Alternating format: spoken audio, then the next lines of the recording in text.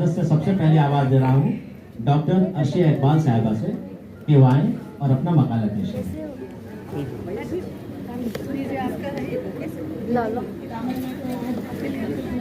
मेरा बैग होगा आपके पीछे, अच्छा लगे हम रखते हैं, मेरा बैग भी भेज इजाजत से मैं आपका मकाला करना चाहूँगी। मेरे मकाले का उन्वान है मुर्शिदाबाद इल्म अदब का कोई भी शोबा हो तहकीक व तनकीद के बगैर फनवार नहीं कर सकता। तहकीक व तनकीद उसकी फनकारे को परख कर इसकी खूबियों और खामियों को जाहिर करता है। तनकीद की मानी परखने के हैं। इस्तिलाह में महासिन और माए तानवीन का नाम तनकीद है।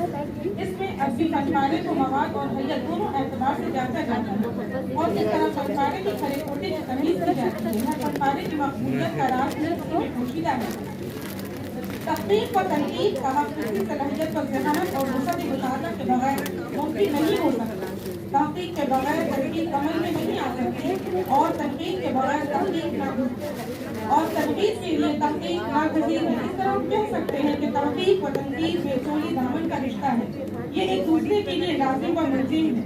इस तरह तनकीद के लिए मुहक़्क़िक़ व नातिक़ की ज़बान कसी होनी चाहिए। ज़बानदानी पर उसूल और वसीला इज़हार में कामिल दस्तरस होनी लाज़मी है ताकि कारी को मुतासिर कर सके। इस पर में पेशकश पर ज़्यादा तवज्जो मरकूज़ की जाती है। तहरीर में दिलकशी व चाशनी भी मौजूद होनी चाहिए ताकि तख़लीक़ पुरअसर साबित हो। इस दुश्वारगुज़ार अमर में कामयाब होना जहाँ तहक़ीक़ को इस्तिनाद बख्शता है वहीं तनक़ीद को भी इस्तेहकाम अता करता है। मिसाल के तौर पर अगर कोई मुसव्विर तस्वीरों से और अदीब व शायर अपनी तख्लीक के जरिए अपने जज्बात व एहसासात की तर्जुमानी करता है तो वो ये कोई लफ्ज़ी खेल नहीं बल्कि हकीकत है कि तनकीद की बुनियाद उन्हीं पर उस्तवार है। इस फन में ये भी जरूरी है कि नक़ाद तासुब पसंद ना हो और गैर जानिबदारी से फनकारे की परख करे और इसका हकीकी मुकाम मुतय्यन करे। तनकीद की अहमियत सिर्फ अदब को नहीं बल्कि जिंदगी को भी मुतासिर करती है। अगर जिंदगी पर तनकीद के असरात मुरतब न हो तो जिंदगी अपने हुदूद से बाहर होकर हैवानों के मुमासिल करार पाए। इसलिए तनकीद जिंदगी का एक अहम हिस्सा है और जो इंसान के वजूद को तरक्की पजीर बनाता है। उर्दू अदब में तनकीद की इब्तिदाई नकुश हमें कदीम शोरा के तस्करों में दिखाई देते हैं। इसके अलावा बाज़ औक़ात शोरा के दवादीन के दिबाचों में तकरीज़ों में भी मिलते हैं। उर्दू अदब में बाज़ाब्ता तनकीदगारी की इब्तिदा हाली के मुक़द्दमा शेर व शायरी से होती है। हाली में पहली बार तनकीद के उसूल व ज़वाबित को वज़ाहत की बल्कि उसे अमली तौर पर बरत कर भी दिखाया है। उर्दू अदब में हाली के दौर के तनकीद को हम सुनहरा दौर कह सकते हैं। हाली के अलावा आज़ाद और शिबली नुमानी ने भी बहैसियत नक़ाद उर्दू अदब को खूब तक़वियत पहुँचाई है और फ़न तनकीद के सरमाए में गिराह कदर इजाफा किया है। मग़रिबी बंगाल हमेशा से उर्दू ज़बान व अदब की खिदमत अंजाम देता रहा है। Fort William college Hooghly, media बुर्ज और मुर्शिदाबाद में कदीम अदबी रवायतें मिलती हैं, लेकिन उनमें मुर्शिदाबाद की अदबी खिदमत का जिक्र इख्तिसार से हुआ है, जबकि मुर्शिदाबाद उर्दू ज़बान व अदब का एक कदीम मरकज़ रहा है।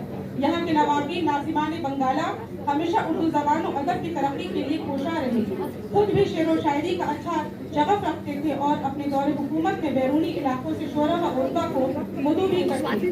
कई बैरूनी शोरा कराम ने उनकी खिदमत से मुतासिर होकर मुर्शिदाबाद को अपना मुस्तकिल मस्कन बनाया और यहीं सुपुर्द मुर्शिदाबाद में तहकीक व तनकीद का बाज़ाब्ता और मनसूबाबंद तरीके से काम न होने के सबब बंगाल के उर्दू अदब में इसकी वो पज़िराई न हो सकी जिसकी ये मुस्तहिक़ है। अक्सर व बेशतर नाक़दीन व मुहक़्क़ीक़ीन ने इस कदीम अदबी मरकज़ को नज़रअंदाज करने की कोशिश की है। यही वजह है कि आज उर्दू अदब में महज दो बड़े दबिस्तान दिल्ली और दबिस्तान लखनऊ, जबकि देर वक्त दबिस्तान अजीमाबाद और मुर्शिदाबाद में भी दबिस्तान मौजूद थे जिनमें डॉक्टर उमर गजाली रफ़नतराज है। उर्दू ज़बान और अदब की इब्तिदाई नकूश में अदबी मराकज़ ने कारहाए नुमाया अंजाम दिए हैं। यही मराकज़ बाद में अदबिस्तान की शक्ल में रौनुमा हुए।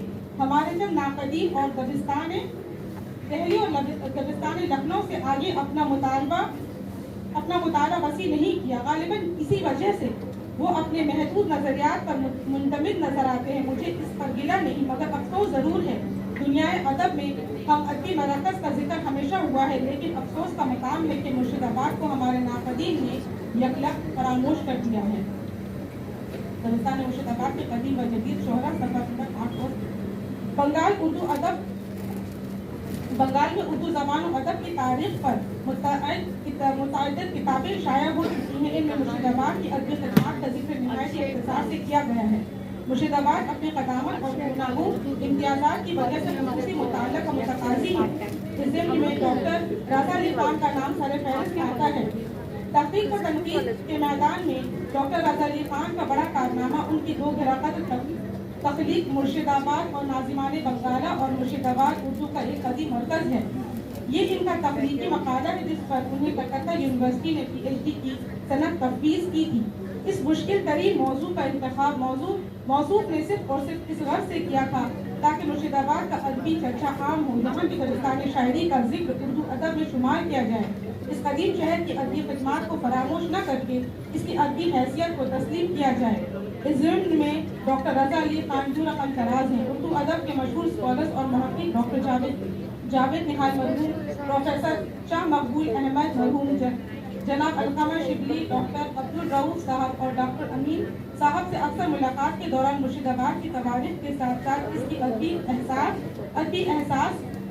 اس کی ادبی تخلیقات بھی زیر بحث رہی اور اس بات کا شدت سے احساس ہوتا رہا کہ مرشد آباد کی ادبی خدمات کا جامع خاکہ منظر عام پر آنا چاہیے. ان لوگوں کے مشورے سے میں نے ڈاکٹر جاوید نہال مرحوم کی رہنمائی میں مرشد آباد کی ادبی خدمات اور سیاسی تاریخ پر تحقیقی کام شروع کیا.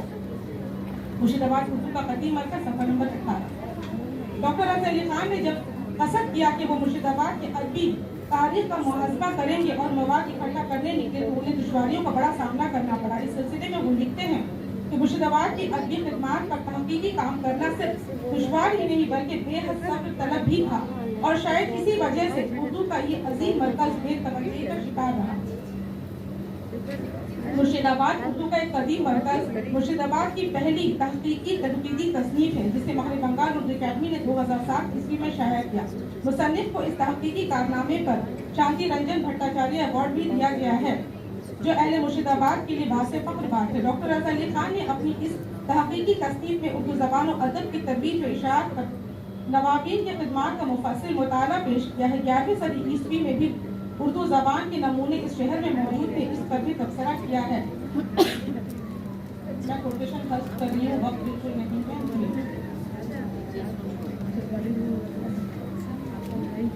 رضا علی خان نے اپنی کتاب میں سرزمین مرشد آباد میں اردو زبان کی ارتقاء میں صوفیوں کے علاوہ تجار بھی اس کے ذمہ دار ہے، اس کا بھی تذکرہ کیا ہے.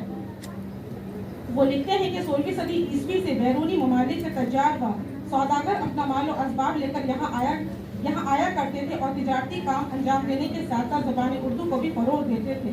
مرشد آباد اردو کا قدیم مرکز صفحہ نمبر 26. مرشد آباد میں اردو زبان کے فروغ میں غیر مسلم مذہبی پیشواؤں نے بھی بڑا اہم کردار ادا کیا ہے. 17ویں صدی عیسوی میں یہاں کے گرجا گھروں میں عیسائی مذہب کے تبلیغ و اشاعت کا کام اردو زبان میں ہوا کرتا تھا. صرف یہی نہیں بلکہ مذہبی کتابوں کے تراجم بھی ہوئے. یہاں کی عدالت کی کارروائی بھی اردو زبان میں ہی انجام دی جاتی تھی. نوابی نے مرشد آباد کا تعلق شیعہ اثنا عشری عقیدے سے رہا ہے، اس لیے یہاں صنف مرثیہ نگاری اور مرثیہ خوانی کو بھی خوب ترقی ملی. اس صنف شاعری نے زبان کو خوب فروغ دیا. اکثر ایام محرم میں یہاں نوابی بیرونی ممالک و مختلف مقامات میں شعراء، ادبا، مرثیہ نگاروں اور عالم دین کو یہاں دعوت سخن دے کر بلوایا کرتے تھے اور ان کی خدمت کرتے. ان کی مہمان نوازی میں کوئی کمی نہ رہ جائے اور نوابین کی خدمت سے متاثر ہو کر کئی شعراء و ادبا ہمیشہ کے لیے دربار نوابین سے منسلک رہے. نواب علی وردی خان کے بڑے داماد نوازش محمد خان نے مرزا ظہور علی خلیق کو بادشاہ محمد شاہ کے عہد حکومت میں دلی سے یہاں بلوایا تھا. مرزا ظہور علی خلیق بڑے معروف مرثیہ گو و مرثیہ خان گزرے ہیں. ڈاکٹر رضا علی خان کی اس تخلیقی تصنیف میں یہ بات بھی آشکار ہوتی ہے کہ اس تاریخی شہر میں صرف شعر و سخن اور رسائی ادب نے ترقی نہیں کی بلکہ نثر میں بھی کافی کام ہوا ہے. خندکار فضل ربی کی نثری تصنیف حقیقت مسلمان بنگالہ جو 19ویں صدی عیسوی کی نثری تخلیقات کا اعلیٰ نمونہ ہے. میں آپ کے ساتھ سے کام لے رہی ہوں، بہت سارا میں نے حذف کر دیا ہے. رضا علی خان نے اس تخلیقی تصنیف میں 17ویں صدی عیسوی سے لے کر 20ویں صدی عیسوی کے شعراء کرام کا مختصر تذکرہ اور نمونہ کلام پیش کیا ہے. انہوں نے تقریباً 100 سے زائد شعراء کا ذکر کیا ہے جس میں مقامی اور غیر مقامی شعراء شامل ہیں. مثال کے طور پر احقر کمالالدین احقر، میر امانی اسد، میر علم خواجہ امین الدین امین، میر مدن بہادر بیتاب، سید عبد الوہاب اور رام جودت، میر محب علی حالی، ہیبت علی قلی حسرت، میر محمد تقی خیال وغیرہ کے نام قابل ذکر ہیں۔ مرشد آباد اردو کا ایک قدیم مرکز مرشد آباد کی پہلی ادبی تاریخی نمونہ ہے جس پر شہر کی پوری تواریخ کا تذکرہ ہوا ہے اور شعراء کرام کی خدمات کا ذکر کیا گیا ہے۔ میں ایک اور کتاب کا ذکر کرنا چاہوں گی۔ مرشد آباد کے تحقیقی و تنقیدی کارنامے کے سلسلے میں ایک تحقیقی کارنامہ مرشد آباد کے 4 کلاسیکی شعراء ہیں جسے پروفیسر یوسف تقی مرحوم نے لکھا ہے۔ اس کتاب کو انہوں نے اس زمانے میں لکھا جب کلکتہ یونیورسٹی میں وہ بحیثیت معلم تھے اور درس پر تدریس کے کام انجام دے رہے تھے۔ میں یہاں پہ کوٹیشن حذف کر رہی ہوں۔ پروفیسر یوسف تقی مرحوم نے طالب علموں کے لیے اہم اور راحت طلب کام کیا ہے۔ یہ کتاب آج بھی کلکتہ یونیورسٹی کے نصاب میں شامل ہے اور ریسرچ اسکالر کے تحقیقی مقالہ نویسی میں کارنامہ نمایاں انجام دے رہی ہے۔ یہ تصنیف اس قدر کارآمد ہے، اس کا اندازہ آپ خود لگا سکتے ہیں کہ کتاب کی پہلی ایڈیشن 1989 عیسوی اور دوسری ایڈیشن 2001 عیسوی میں آئی ہے۔ آج کے دور میں اردو کی کسی کتاب کا دوسرے ایڈیشن شائع ہونا بڑی بات ہے۔ مرشد آباد کے تحقیقی و تنقید میں ایک اور نام ڈاکٹر عبد الرؤف کا بہت ہی اہم ہے۔ ان کا گراں قدر کارنامہ میر باقر مخلص مرشد آبادی، جس پر کلکتہ یونیورسٹی نے انہیں ڈیلیٹ کی ڈگری تفویض کی ہے، 1982 عیسوی میں کتاب مغرب بنگال اردو اکیڈمی سے شائع ہوئی۔ رؤف صاحب کا دوسرا بڑا کارنامہ جعفر علی خان کی مثنوی ہے جو محمد شاہی عہد کی یادگار ہے۔ ڈاکٹر عمر غزالی نے مرشد آباد لائبریری کے اردو مخطوطات کی توضیحی فرہنگ کے عنوان سے ایک تحقیقی مطالعہ پیش کیا ہے۔ اس کتاب میں استاد محترم نے ہزار دواری لائبریری کا مفصل جائزہ رقم کیا ہے۔ لائبریری میں موجود مخطوطات جس میں نادر دوادین، کلیات، قصائد، رباعیات، مثنویاں، میراثی اور دوسری رسائل تخلیق کی فہرست پیش کی گئی ہے۔ علاوہ ازیں حکایات، داستان، تذکرے، پہلیاں اور مذہبی مخطوطات کا تذکرہ بھی پیش ہوا ہے۔ تحقیق و تنقید پیشکش میں ڈاکٹر نعیم انیس صاحب کا بھی بڑا اہم کردار ہے۔ انہوں نے بھی اپنے دوران ملازمت میں ادبی کارنامے انجام دیے ہیں۔ مرشد آباد کے 20ویں صدی کے شاعر بیدل مرشد آبادی کے کلام کو یکجا کر کے کلیات کی شکل میں پیش کیا ہے۔ ڈاکٹر اصغر رضا علی سرزمین مرشد آباد کی پیداوار ہے، پیشے سے معلم ہے، تحقیق و تنقید میں دسترس رکھتے ہیں۔ اب تک موصوف کی 4 گرہ قدر تصانیف منظر عام پر آ چکی ہیں، جن پر بیدل مرشد آبادی کے حیات و فن 2013 عیسوی میں ڈراموں کا مجموعہ احساس، 2005 عیسوی میں مغرب بنگال میں اردو کا ایک اہم مرکز مرشد آباد 2017 عیسوی اور آئینہ تاریخ فروری 2022 عیسوی میں شائع ہوئی۔ موصوف نے مرشد آباد کا گہرا مطالعہ کیا ہے۔ آئینہ تاریخ میں 13 تحقیقی مضامین شامل ہیں جسے بڑی رخریزی سے تخلیق کیا گیا ہے۔ پرانی تاریخ سے انحراف کرتے ہوئے نئی اور حقیقی باتوں کو مستند حوالوں کے ساتھ انہوں نے پیش کیا ہے۔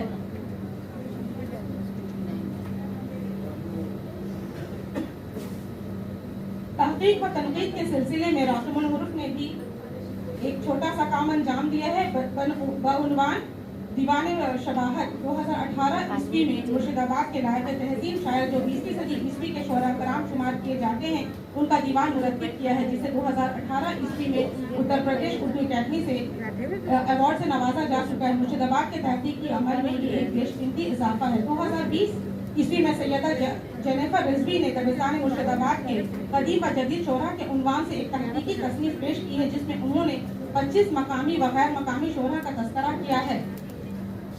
موجودہ دنوں میں سید آصف عباس مرزا بھی تحقیق کے میدان میں فعال کردار ہیں۔ سلیمان مرشد آبادی کے قلمی دیوان کو مرتب کرنے کے عمل میں جٹے ہوئے ہیں۔ امید ہے کہ یہ کتاب بہت جلد منظر عام پر ہو۔ الغرض راقم الحروف کی یہ ادنا سی کوشش ہے جس میں مرشد آباد کے محققین و ناقدین کی ادبی کاوشوں کو پیش کیا گیا ہے۔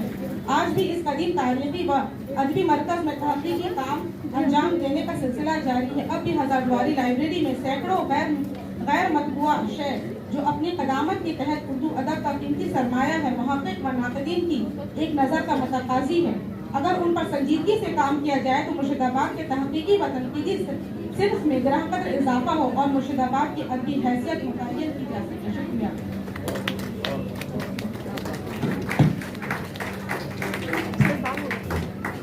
خواتین حضرات، یہ تھی عرشیہ اقبال جو مرشد آباد کے حوالے سے جو کہتی تھی، وہ تنقیدی جو منظرنامہ اس کو پیش کر رہی تھی.